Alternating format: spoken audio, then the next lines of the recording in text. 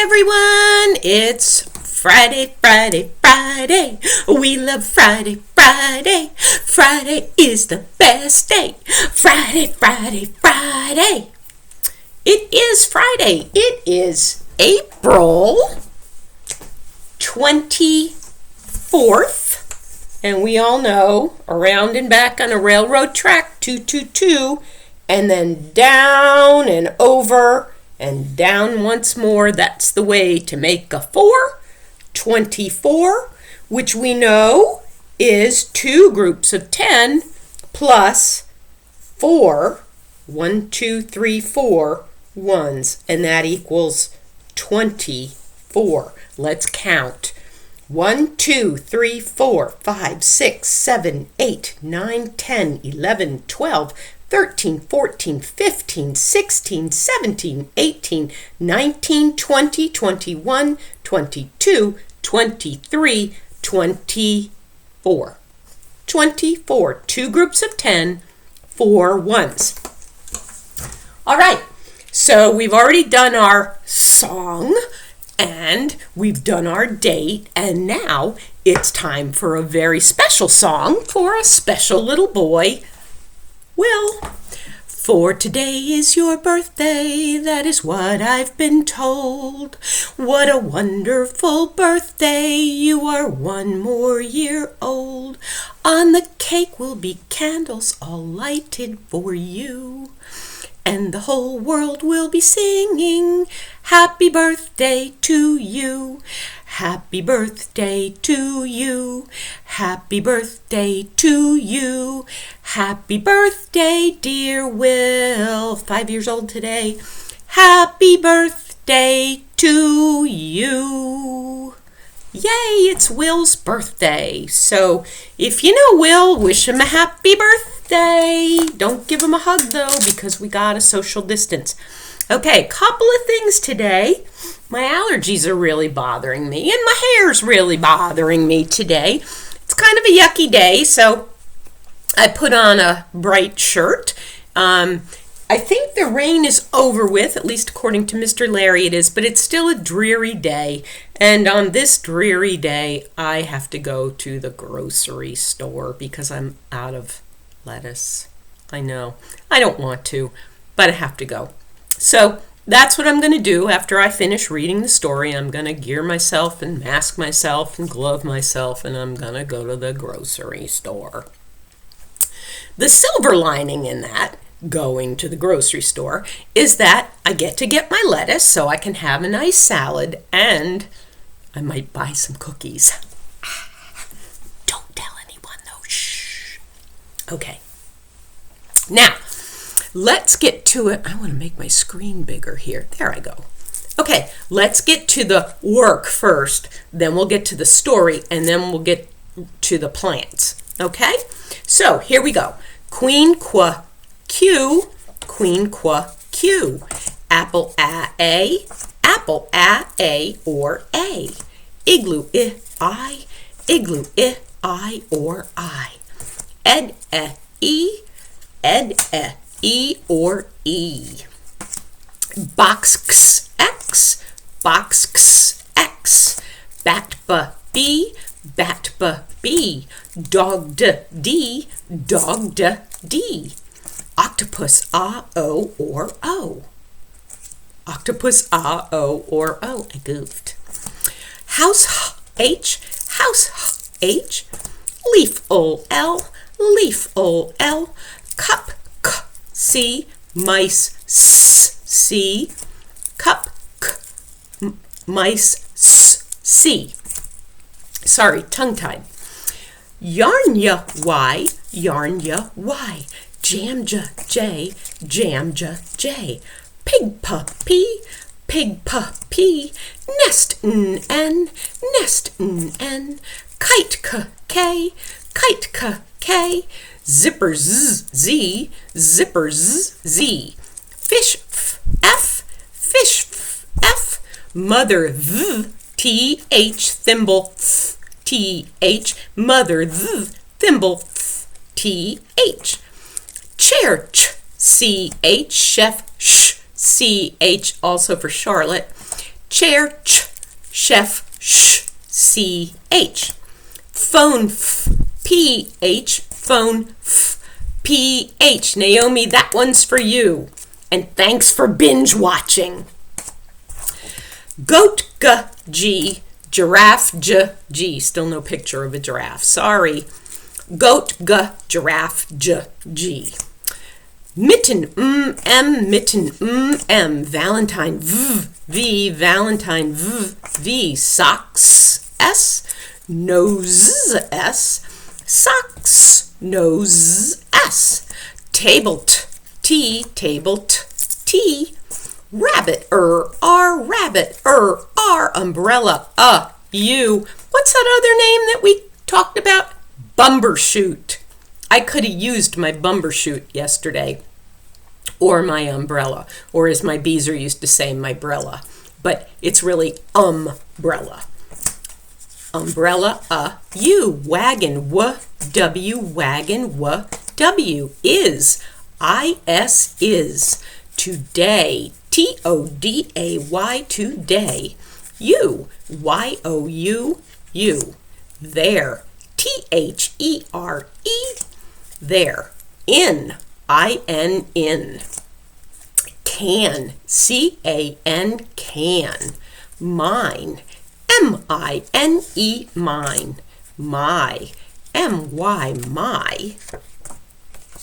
I got two stuck together. Me, me. Have, have. Have. What, what. What. And, and. Said, said. Said. With, with. With. That's got that th sound at the end. With. Do, do. I. Like, like. Like. Will, will. Will. See, seec. The, th sound, the. Look, look. Look. We, we. Am, am. Friday, Thursday, Wednesday, Tuesday, Monday, Saturday, yellow. Just dawns on me, I don't think I have a Sunday. I'll have to write that one. Yellow, gray, purple. Remember, look through the word purple so you don't get it confused with pink. Brown, again, look through the word. It starts with a BR, ends with an N. Brown. Green. Look all the way through that word so you don't mix it up with gray. Green ends in a N. Pink. Look to the end so you don't get it mixed up with purple. Pink. Black. BL. And there's a K at the end. Black. White. Blue. Red. Orange. Okay. Business out of the way. I'm going to have to mix them up for you, though, on Monday. All right. We've been reading about Leo the Lop. And I have one more Leo the Lop book in my library here at home. It's called Leo the Lop, Tale 4. And remember, and it's by Stephen Cosgrove and illustrated by Robin James. Robin James did the pictures. Sorry, my allergies are really bothering me today. And Stephen Cosgrove, the author, wrote the words. Now again, the pictures are very colorful, and I'm going to have to turn so that I can read the book, because you see it's a lot of words here. So let me get myself situated. Turn my chair a little bit. Okay, there's the picture. A twisty old tree. Beyond the horizon, farther than far, in the middle of the crystal sea, was a beautiful island called Serendipity. On this magical island in the middle of the forest of dreams, protected by a wall of flowers and ferns, was a wonderful place called the thicket. It was in the thicket that the Serendipity bunnies lived. Now, over time, the thicket had grown and grown. The trees, once small saplings, that means little trees, baby trees, were twisted and gnarled with age. The branches of the great old trees of the thicket spread out above to form a wonderful umbrella that protected all the creatures living there from the heavy showers that fell in the spring and fall. The rains would fall for an hour or two, and then the sunshine, like golden ribbons at the country fair, streamed through the leaves to the ground below. The thicket was a wonderful place. It certainly sounds like it was. I saw trees like these, twisted trees, out west, I believe in Oregon, in a place called Bend. I think that's where I saw them anyway. And it seems to me that I read that they were twisted from years and years of wind. Don't quote me on that, though. That means don't take my word for it, because I can't quite remember. But anyway, there you go. So it was in the thicket that the rabbits of the forest lived and played their lives away. There were rabbits with big fluffy tails and rabbits with barely any tails at all. There were short ones and tall ones, and there were some with their ears going up and some with their ears going down. Remember, we learned that in the first tale. Leo was normal even though his ears went down because he was a lop-eared rabbit. So normal is what you are. Now, most special of all was Leo the Lop, who over the time had grown old. His hair had long since turned to gray. Around his neck he wrapped a long scarf to keep him warm on his walks in the forest, and with him always was a twisted stick of pittle pine, that's a funny name, pittle pine, that he used as a cane. So this is now Leo. He's now old. He still has a pretty smile, though. His days were simple. He walked all about the twisty trail that spiraled through the forest of dreams in the morning, and in mid-afternoon, about 2 or 3, he would sit on his favorite stump and enjoy the warmth of the sun. Mostly, he would doze off, that means he would sleep, dreaming of all sorts of wonderful things that he had done in his life. Long ago, the little bunnies had stopped calling him Leo. Now they simply called him Grandpa Lop. Grandpa Lop. You know, that was one of the best things that happened to me in my whole entire lifetime, was hearing my little grand guy call me Nana the first time. And he still does call me Nana because that's what I like to be called by him. That's a great honor to be called Grandma or Grandpa or Nana or Mimi or Nono or Grandpops or whatever you call your grandparents. But it's a great honor. To the exclusion of all else, the young bunnies of the thicket loved to be with Grandpa Lop. At the same time, every afternoon, they would stop their chores, rush to the stump, and wait for Grandpa Lop to wake up from his nap, for when the old rabbit woke, he always told them a story. Isn't that great? I love stories. Every afternoon was the same. Grandpa Lop, sitting on his stump, snored softly, wrapped in a blanket of sunshine as the little rabbits waited. Oh, they would try to be quiet, but one tee always led to another, and soon the giggle monster would have them all. Even stuffing their ears in their mouths did little good. That's kind of like when you guys get revved up and you start to laugh and then you can't stop laughing. I know, I do it too. Can't stop laughing. Now, woken by the musical laughter of the children, Grandpa Lop would smile a wonderful smile, and then in a low voice would begin. Beyond the horizon, farther than far, in the middle of the crystal sea, is a beautiful island called Serendipity. So there's all those young rabbits laughing. This one's trying to stuff his ears in his mouth to keep from laughing. I don't recommend you do that. They kind of won't go far enough. Now, as he would tell his stories, a very strange and wonderful thing would happen. Sparkles would snap in the air around him, and the thicket would fill with magic. He certainly does look very happy, doesn't he? The little rabbits were enchanted as he told his stories. They would be so caught up in the magic of his stories that most didn't have a clue when he was finished.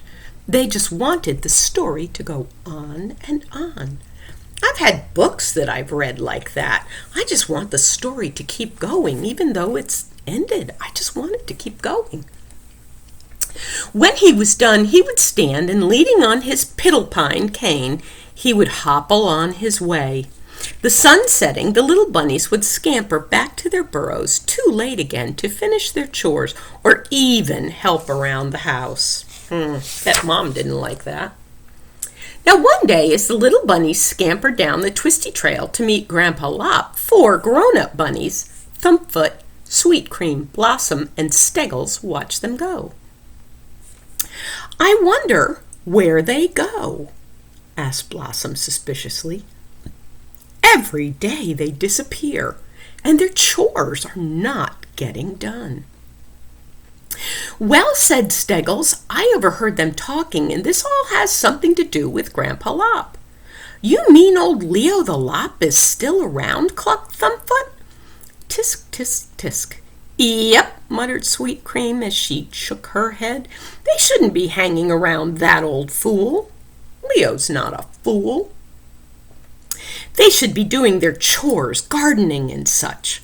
They gossiped, that means they talked, among themselves and decided that tomorrow they would get to the bottom of this well of confusion about what needed doing and when.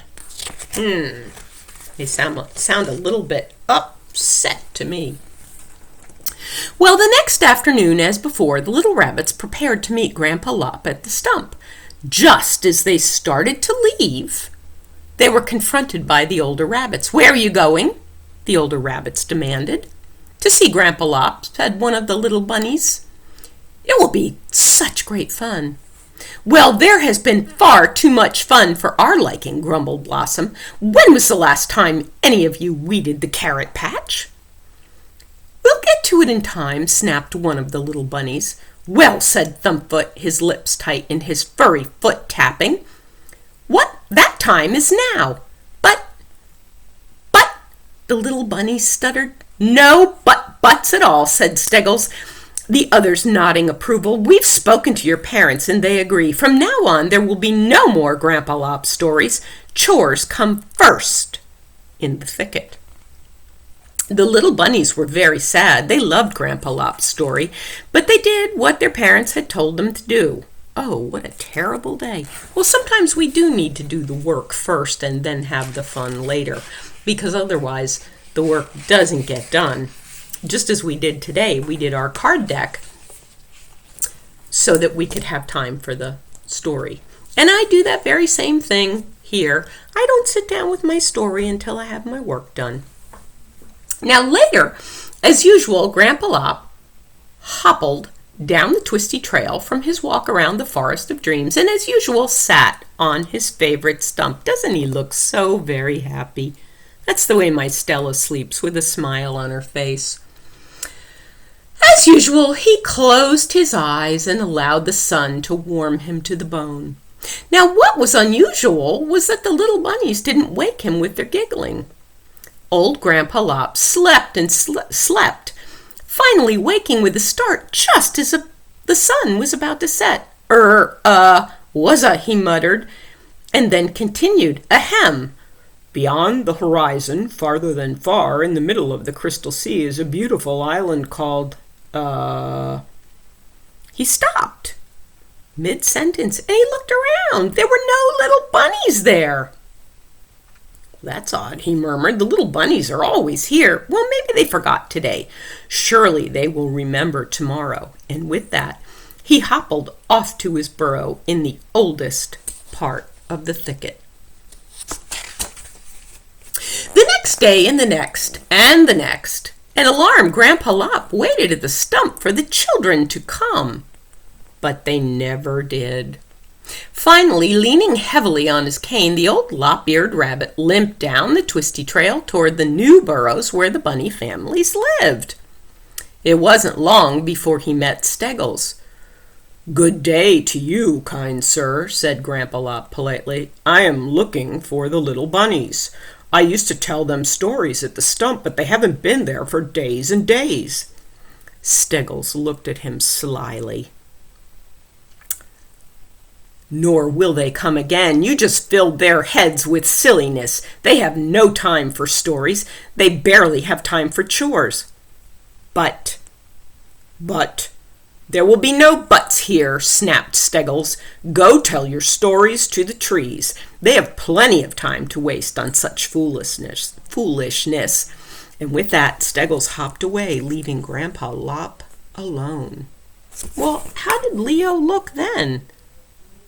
He looked confused and maybe not very happy.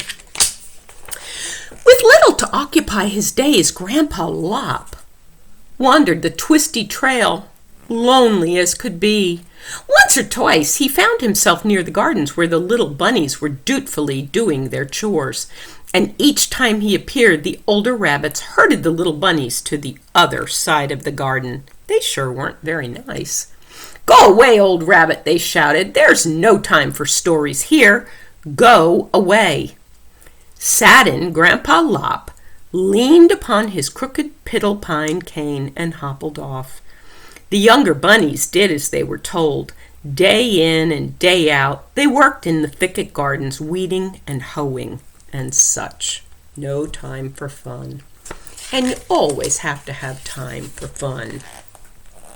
They worked and worked without any play, and worse than worse, without any stories from Grandpa Lop. How do you think they're looking there? Well, this one looks kind of angry. That one does too. This one just looks kind of like, oh my. So, without the stories, there was little magic in their lives. And without magic, things just got a little tense. And the little bunnies just moped about. They just weren't feeling it. It got so bad that they began to fight amongst themselves. It usually started innocently, one little bunny bumping into another, and as always it ended the same, a tangle of ears, arms, and legs. Things were getting way out of hand. Now one day the little bunnies could take it no more and went to the older rabbits. "If we do our chores just as you ask," they said, "and there is time left in the day, may we please listen to Grandpa Lop tell a story. When he is done, we promise we will come straight home, finish weeding the garden, eat our supper, brush our teeth, and go to bed without complaint." Now the older bunnies, Thumbfoot, Sweet Cream, Blossom, and Steggles, had grown very tired of breaking up the fights in the garden. Worse than worse, the grumpy little bunnies were trampling the vegetables. Well, that's not very helpful. After all, as the saying goes, all work and no play.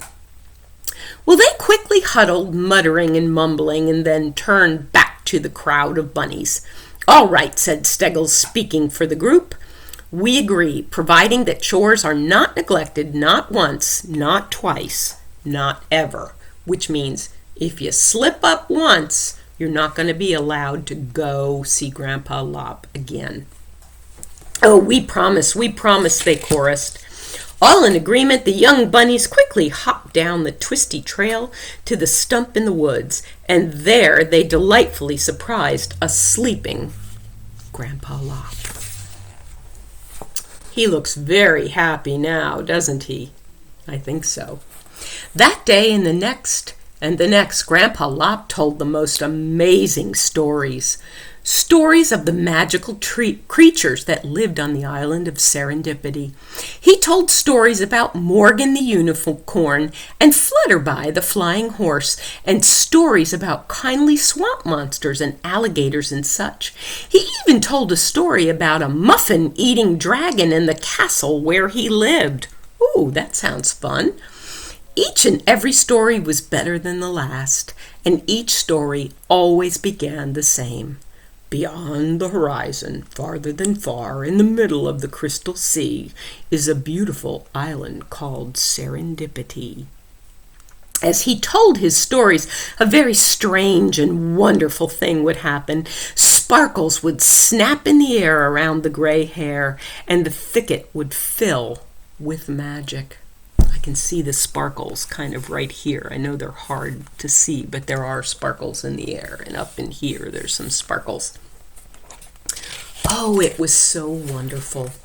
And when he was done with the stories, he would hobble with the young bunnies back to their burrows, where he encouraged them to finish their chores. The grown-ups, Thumbfoot, Sweet Cream, Blossom, and Steggles, kept their end of the bargain, and every afternoon they would make sure the little bunnies were on time for the stories. More often than not, they would want to admit the older rabbits themselves sneaked down to the stump and listened to the wonderful stories Grandpa Lop told. Now, don't tell anyone this, but once in a while, Steggles could be seen walking hand in hand with the old hare, listening to private stories about serendipity. And so, there is time for work. Chores must be done. This we know to be true, but there is also a time for stories like this book just read to you. So always take time for the stories. I do every night. I read every night. I like my stories. Okay, so little updates on our plants. First I have Mr. Avocado, who really doesn't look like he's doing much, but he really is. He's starting to split. You can see that line right there. He's starting to split. And if we look right here, he's starting to split the other way. And I know you can't see, but I'm seeing a little nubby thing way down in there on the inside. Guess what? That is going to be the root. So hopefully in a week or so, we'll start to see the root come down. Now I did wash this off today, and I changed the water, and when I get him back downstairs, I've got to add a little more because he's not quite in the water. Now we have Mr. Potato. He hasn't grown a whole lot, but he has grown. You can just see his bud in front of, not his bud, but his little things in front of my finger there. He has grown. He's a little bit smaller to grow. The carrot has beautiful leaves on it. It's not growing very tall. I've had carrots grow taller, but we'll give it some time. Again, I washed those off and changed the water today. The lettuce, I've got leaves coming. Can you see those leaves hanging from the ends? I've got leaves coming. That's exciting. He's taking a little longer to grow. And now Mr. Celery, and this was the exciting thing I was telling you yesterday. When I looked in on them yesterday, look what I see. Can you see that white thing hanging down? Do you know what that is? It's a root. So we've got a root going, and it looks like there's another one. Let me see. I don't want this to drip on my computer. There's another one right here. So I think maybe when the weather's warm enough, I can plant them. Still not warm enough to put the tomatoes out. Tomatoes, I wait until mid-May to put those out. But anyway, in the meantime, I will see you on Monday. I've got to go to the grocery store. But let's end with a song today. We haven't sung a song other than the, that day song. So let's sing another song today. My little guys know it. No, that's not the one I wanted to do. Well, let's do that one. My God is so big. My God is so mighty. There's nothing my God cannot do. My God is so big. My God is so mighty, there's nothing my God cannot do. That wasn't the one I wanted to sing. I wanted to sing, my God is an awesome God. He reigns like you're controlling a horse. He reigns from heaven above with wisdom, power, and love. My God, our God, is an awesome God. I'll see you on Monday. Bye.